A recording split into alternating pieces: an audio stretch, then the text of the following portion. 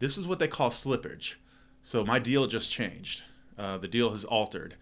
And I will pray that Trader Joe's does not alter it further. 36 cents on AVAX. Now, if you remember from my previous video, that's much lower than Ethereum gas fees for trading NFTs.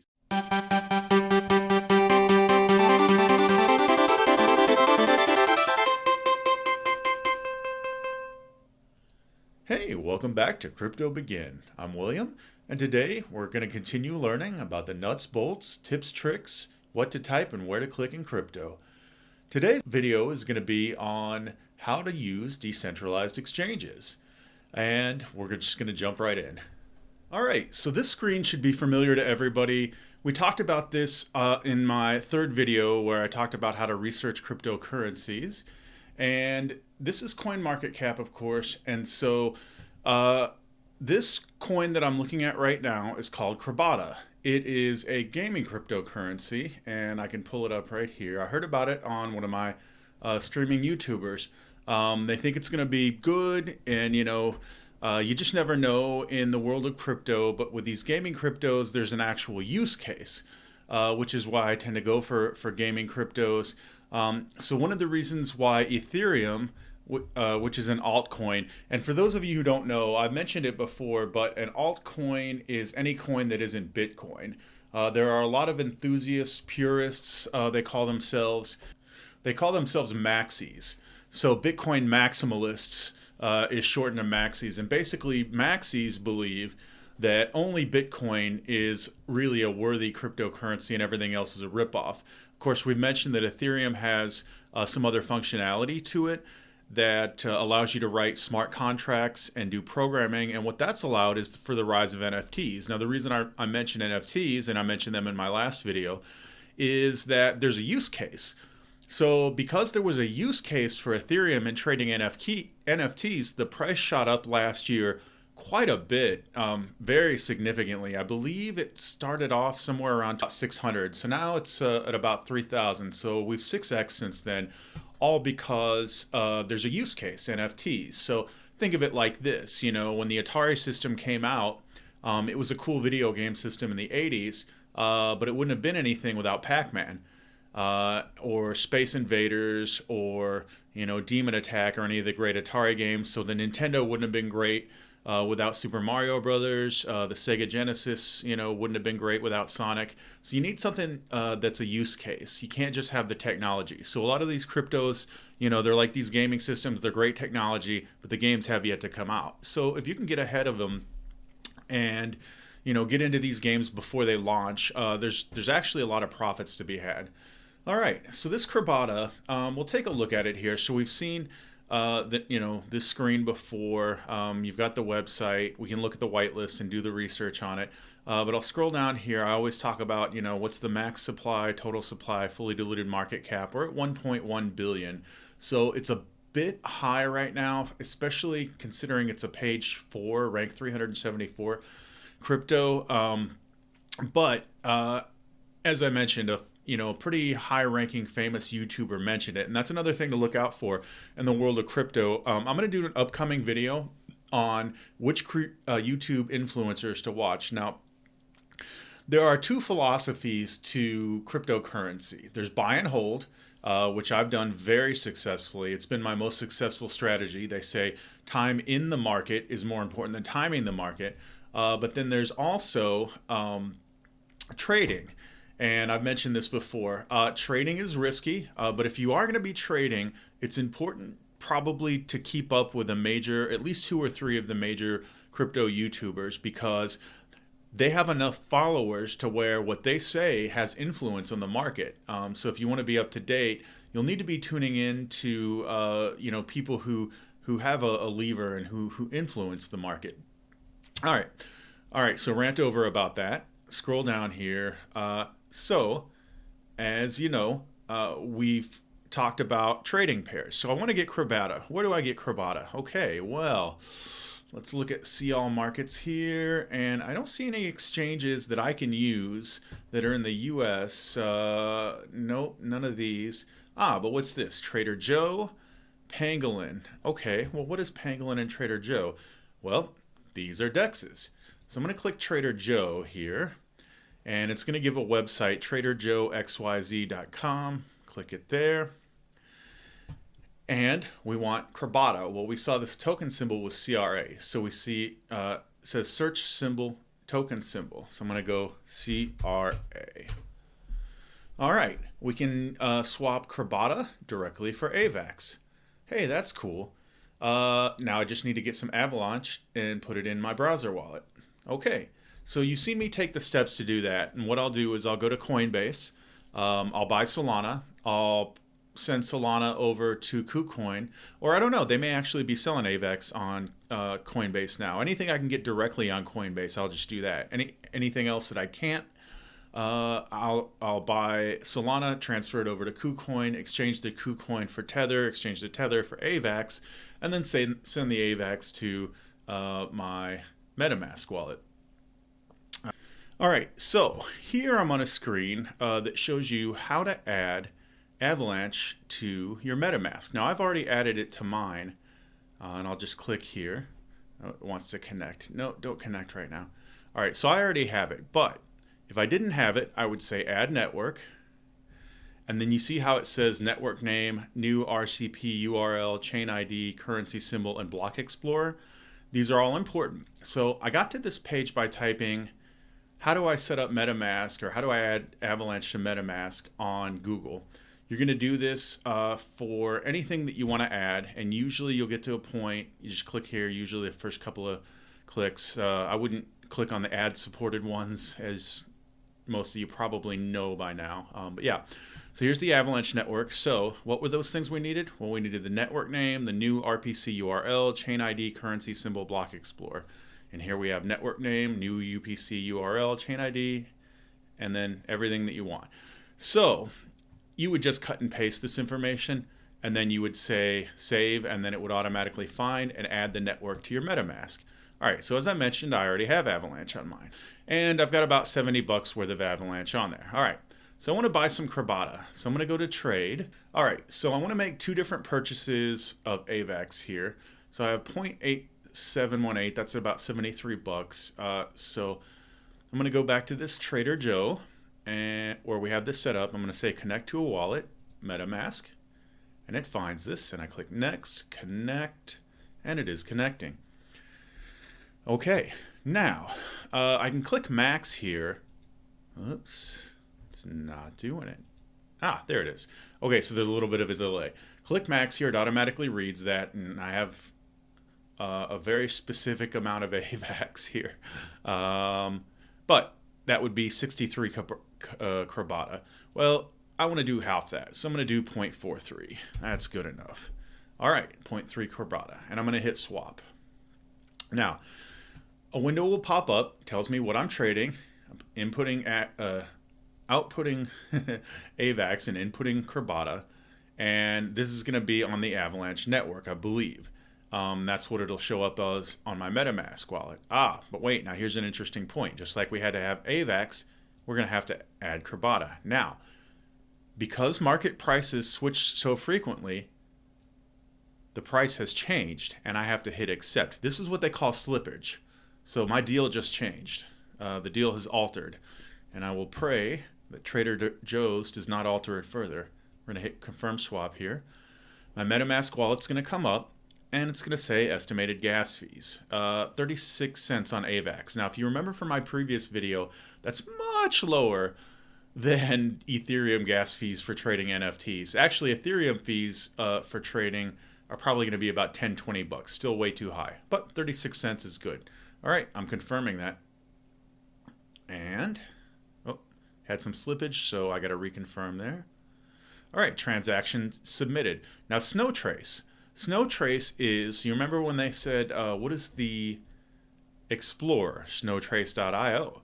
Okay, so what that is that will be the blockchain viewer that you'll be able to see all of your transactions on. So this transaction was generated on the network. I paid my gas fee, so the network is now looking at the transaction. They're just going to confirm it. Here we go, trading, Avalanche for KuCoin. And if I don't see the KuCoin in my wallet, and I have it added to the wallet, then I can look here and find out, well, what's going on. So it says that the transaction was a success. Usually MetaMask will pop up with a notification letting you know as well. But I'm just going to look into my MetaMask. Okay, so wait. First of all, I'm going to hit close, but I'm going to look at this Krabata. Do I even have Krabata on my MetaMask? Well, it's not going to automatically go. Sometimes there are things that will, but a lot of times there aren't. So in order to add that, I'm going to look back on CoinMarketCap here. Edit.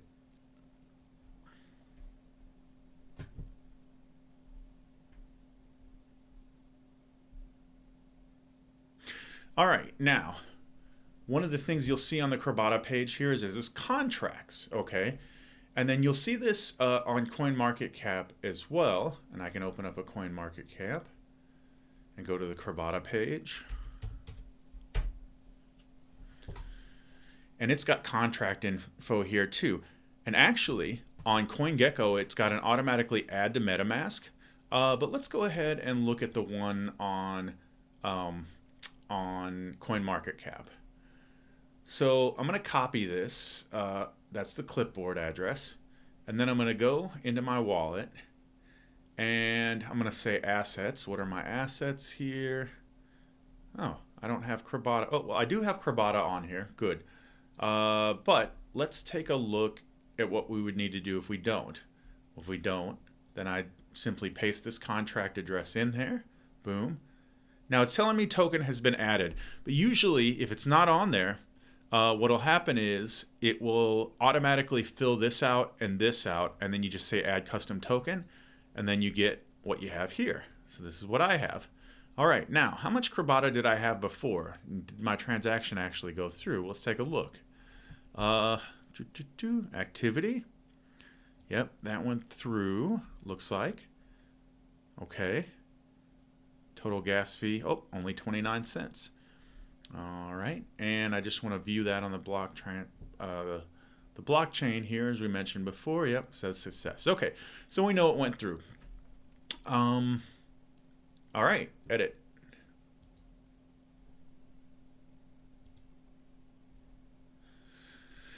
All right, so here's another token, Kaleo. What is Kaleo? Let's take a look, see what it is. All right.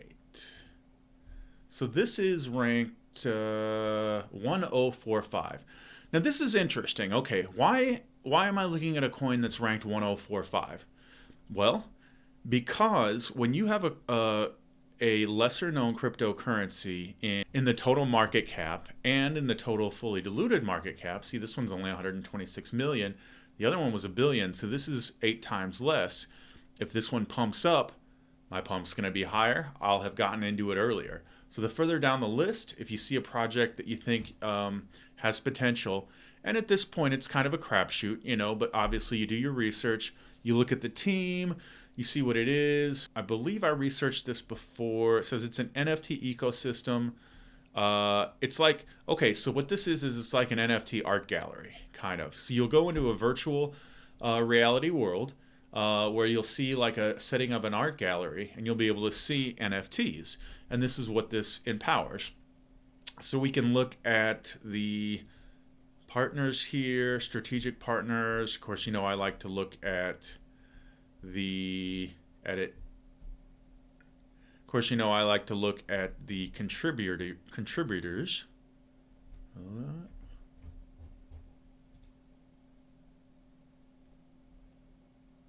Of course, you know, I also like to look at the team. I'm a little less confident in this project just because the team isn't, as they say, doxed. But it's got a pretty good website here, pretty fleshed out. So we're going to go ahead and pick some of this up and say, hey, you know, we'll spend a little bit of money, you know, $40 worth. And, you know, because it has a max total supply and pretty decent valuation here, I think this one stands to make some profit if it goes up. So we will see. All right. So again, I want to see what the marketplaces for this one are. So again, we're going to have to use either Trader Joe or Pangolin. Trader Joe. All right, so again, we're going to search KLO is the symbol for this one. Oh, and they actually, despite the advertising that I would have to switch to wrapped AVAX, it looks like they just have it for AVAX. So let's go ahead and trade it. Trade it all. All right, let's see how much KLO I currently have, because this is one I do already own. KLO. I have $9 worth of KLO currently. So let's buy some more. Do I want to spend the entire balance? Yeah, why not? Confirming the swap. All right, 34 cents. Hit confirm, just like we did before. I can view the transaction on Snowtrace. And again, if you don't have KLO in your MetaMask wallet, you would have to add that token. Now, don't freak out if you buy a token but forget to add it into your wallet, because, as I mentioned, Snowtrace has it. And you can go into your MetaMask wallet, and I've actually done this, and look at your activity on these different networks, your total activity. And when you do so, you can see if you bought a coin that you didn't actually add to your wallet yet. So here's the last transaction I did, wrapped AVAX for KLO. But you can see here this from, well, I can click this wallet address, this 0xF02BA0F ... That is my MetaMask wallet, and I've learned to recognize the first and last couple of digits for my wallet address there. So if I click that, it brings me to this, and I can look through and see every trade that I have done on here and what I used. So it says swap exact token. Okay, well, this was done 78 days ago. What was it? Let's click in the hash here. I bought something called VSO. Do I have VSO as a token in my MetaMask? Because I definitely don't want to forget that I have it or not be able to send it from my MetaMask. I do. So I can go through each of the transactions that I've done here, swap exact token, and say, there's the one we just did, and say, all right, are there any here that don't appear in the wallet? AVXT, do I have that one in there? Yep. Oh, wait. Yep, AVXT right here. All right. So we've talked about how to use the avalanche chain, but what about other chains? Well, just like the avalanche chain, I had to add another chain to my wallet called the Binance Smart Network. Now, you can see the only thing I have in my smart chain, my Binance Smart Chain wallet here, is about $3 worth of BNB. So I'm going to go ahead and go to KuCoin and transfer some BNB into my MetaMask wallet. And we'll do this just as a refresher. All right, so remember, when sending off KuCoin, you have to put 0 decimal point, because if you try and put just decimal point, it will not show up and will give you problems. Copy to clipboard, wallet address, paste, and you got to select the network here. It's going to be our Binance Smart Chain. It's the only one that'll allow it, and I will confirm. Now, I don't know if I mentioned it before. I think I did. This is a confirmation tamper-proof. Some people will allow spyware and malware onto their computer. They don't really know what they're doing. They don't know any better. They don't have the proper, software installed. Windows will normally catch some of that, but depending on what you do, sometimes things can come in sideways. So one of the most creative hacks is whenever people copy and paste a crypto address, the software will change that to another one. So this pops up and says, hey, just make sure this is the correct address. As I mentioned before, I've become familiar with the first and the last several digits here. So we're comfortable with that. I'm confirming the withdrawal here.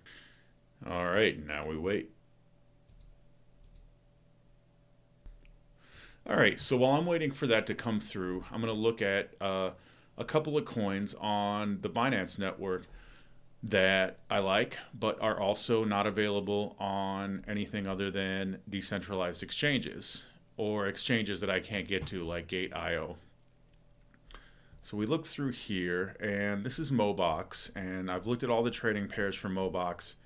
A lot of exchanges here. Some of them are a little sketchy, as we see here. I don't know what Hotcoin Global is, but neither does CoinMarketCap. Really low trust score. So where can we get this? Well, PancakeSwap is a decentralized exchange. Okay, so this is Atari token, and this one has some trading pairs. Uniswap, that will trade wrapped ether. Tower, I don't know what Tower is. I don't want to mess with the ether network because it's expensive to wrap and unwrap it, and actually just to use transactions. Wrapped BNB, great. We'll look at PancakeSwap. So PancakeSwap for that one. And then in Mobox that we previously looked at here, that one has a PancakeSwap 2.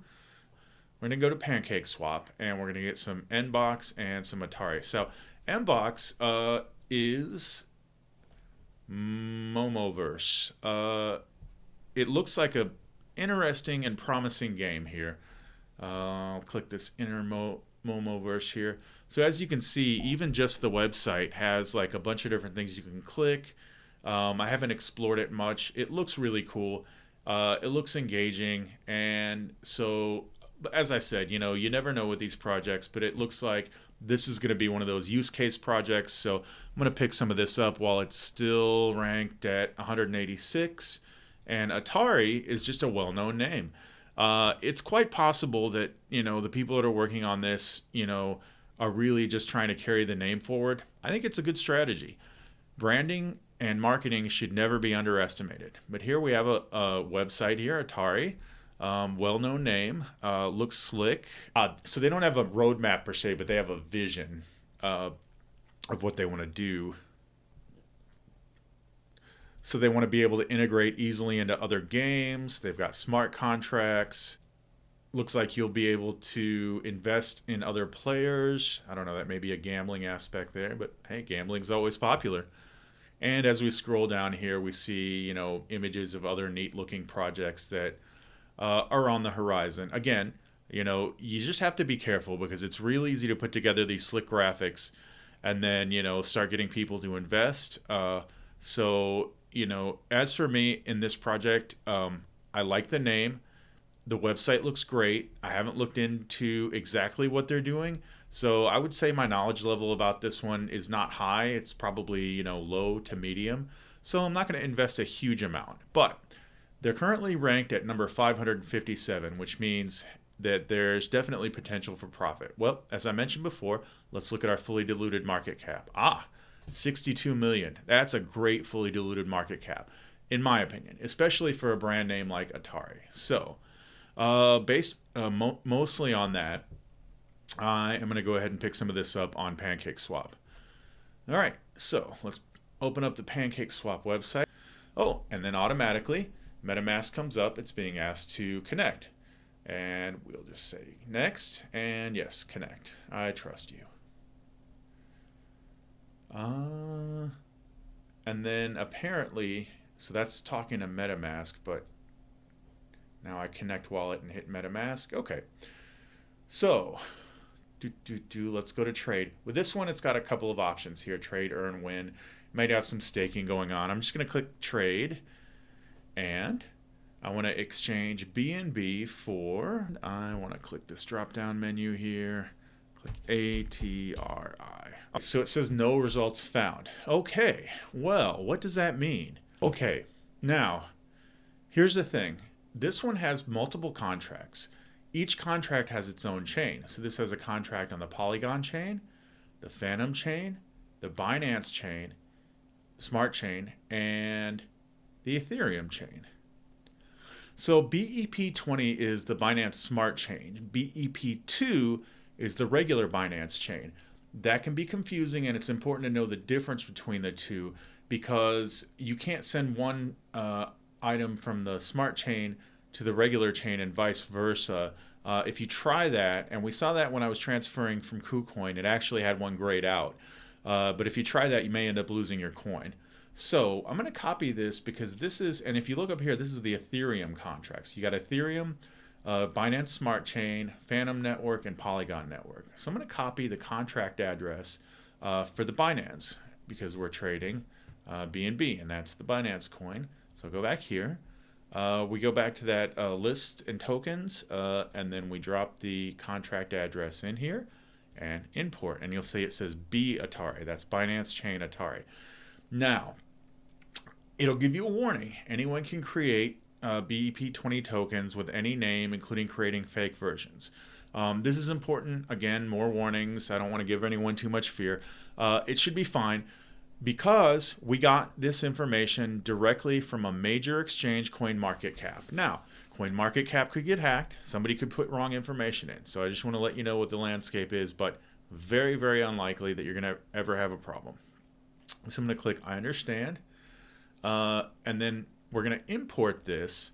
So in other words, it's not widely known and widely used. As again I mentioned, it's 550 rank. So it's not an automatically listed coin, especially Atari for the Binance network, the BEP20 network.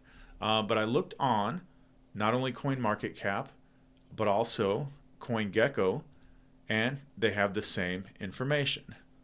We'll just double check. OXCOC6. And go back here. OXCOC6, and then it ends in 7967. Ends in 7967. Okay. Same address, both sites. I trust it. So, this is useful because a lot of times you'll have a coin that's very rare and it'll be on an exchange, but the exchange won't necessarily have it listed, so you have to import it. So let's use half of our Binance here. We'll go 0.1. Then it tells me I'm going to get 1,299 Atari tokens. That'll be on the B Atari network. I'm going to hit swap. I'm going to confirm swap. And 31 cents is the fee. I'm going to confirm that. And do I have B Atari on MetaMask? Well, I may not. So I'm going to have to click here to add it. Ooh, I didn't have it. Okay. So I'm going to add that token. And now I'm going to look. Bscan. This is the blockchain explorer for the BNB network that were just used. So the Binance Chain Network. And this one says pending. So this has not gone through yet.